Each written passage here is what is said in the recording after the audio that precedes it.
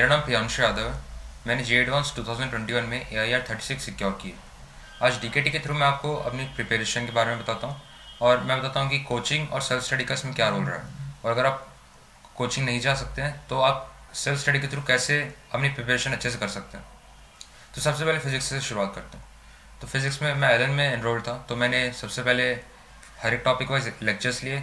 उसके बाद घर आकर एलन की शीट्स करने के बाद हमें एडवाइस किया जाता है कि HC वर्मा करें। मैंने एच सी वर्मा के बैक एंड पे एक्सरसाइज दी होती हैं, वो काफ़ी अच्छी क्वालिटी की रहती हैं, तो मैंने उनको thoroughly question by question solve किया। वो करने के बाद मैंने इरेडो किया, टॉपिक वाइज क्वेश्चंस सेपरेट किया और उनको सॉल्व किया। तो ऐसा मैंने हर टॉपिक के लिए किया। जैसे अगर आप कोचिंग अफोर्ड नहीं कर सकते हैं या फिर किसी रीज़न से नहीं जा पा रहे हैं, तो आप यूट्यूब पे भी लेक्चर्स ले सकते हैं। यूट्यूब पे बहुत सारे लेक्चर्स अवेलेबल रहते हैं, तो आप कोई भी एक लेक्चर ले लीजिए उस टॉपिक का। और उसके बाद अगर आपके पास शीट्स नहीं है किसी कोचिंग की या फिर कोई कोचिंग मटेरियल यूज़ कर सकते हैं। अगर आपके पास वो अवेलेबल नहीं है तो आप सिंगेज एक बुक आती है, उसमें इजी प्रॉब्लम्स रहते हैं, तो आप इन टेक्स्ट जो चैप्टर के अंदर जो इजी प्रॉब्लम्स दिए हुए हैं आप उनको सॉल्व कर सकते हैं। वो करने के बाद मैं एडवाइस करूँगा कि आप HC वर्मा करें, और HC वर्मा करने के बाद अगर आप कॉन्फिडेंट फील कर रहे हैं तो आप इरेडो कर सकते हैं। ऐसा आप अगर हर टॉपिक के लिए करते हैं तो आपकी फिज़िक्स काफ़ी अच्छी हो जाएगी और आपके कॉन्सेप्ट्स काफ़ी स्ट्रांग हो जाएंगे। अगर आपको इसके अलावा और टफ क्वेश्चन चाहिए तो मैं एक बुक रिकमेंड करता हूँ, पाथ फाइंडर फॉर फिज़िक्स।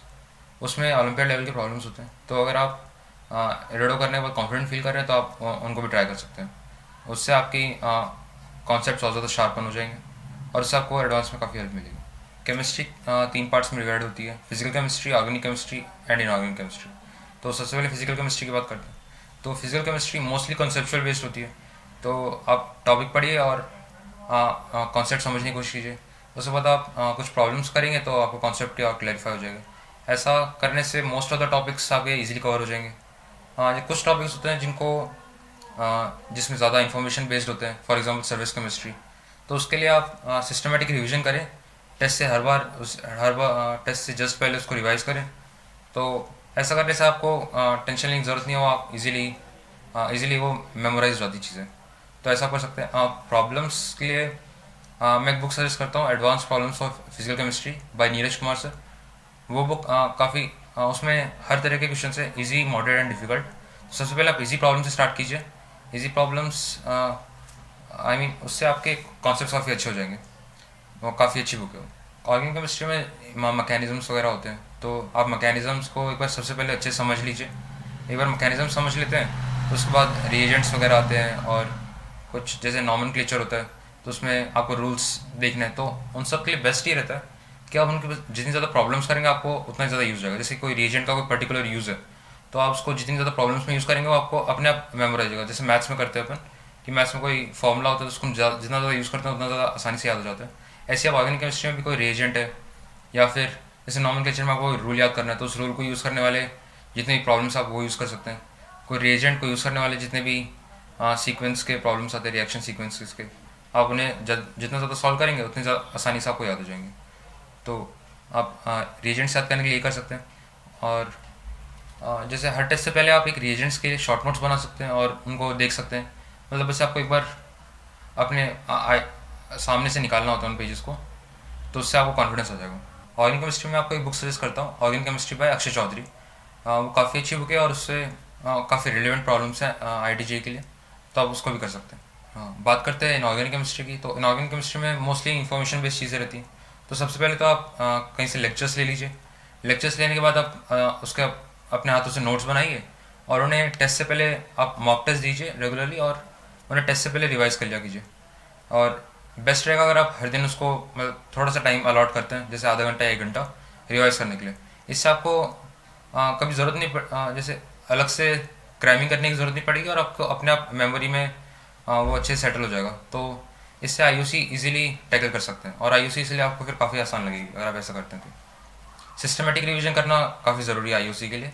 और जो भी मेमोरी बेस्ड चीज़ें होती है केमिस्ट्री में सच, जैसे कि सर्विस केमिस्ट्री और ऑर्गेनिक केमिस्ट्री में रिएजेंट्स के नाम वगैरह, तो उन सब में भी आप सिस्टमेटिक रिवीजन करते हैं तो आप काफ़ी आसानी से टैकल कर सकते हैं। तो अब मैथ्स की बात करते हैं। तो मैथ्स तो जैसे फॉर्मूलेज वगैरह होते हैं मैथ्स में, तो वो तो आपको प्रैक्टिस से याद होंगे और प्रैक्टिस से आप उसको ज़्यादा अच्छे से अप्लाई कर पाएंगे। तो मैथ्स के लिए तो प्रैक्टिस ही प्रैक्टिस ज़रूरत होती है।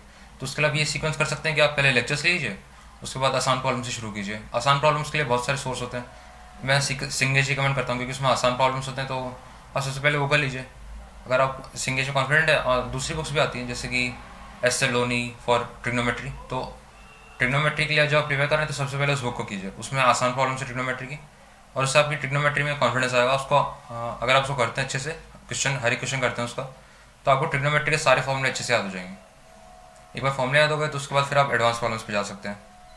हाँ, और भी बुक्स आती हैं जैसे कि एस एल लोनी बाई, हाँ, coordinate chemistry by S L Loni.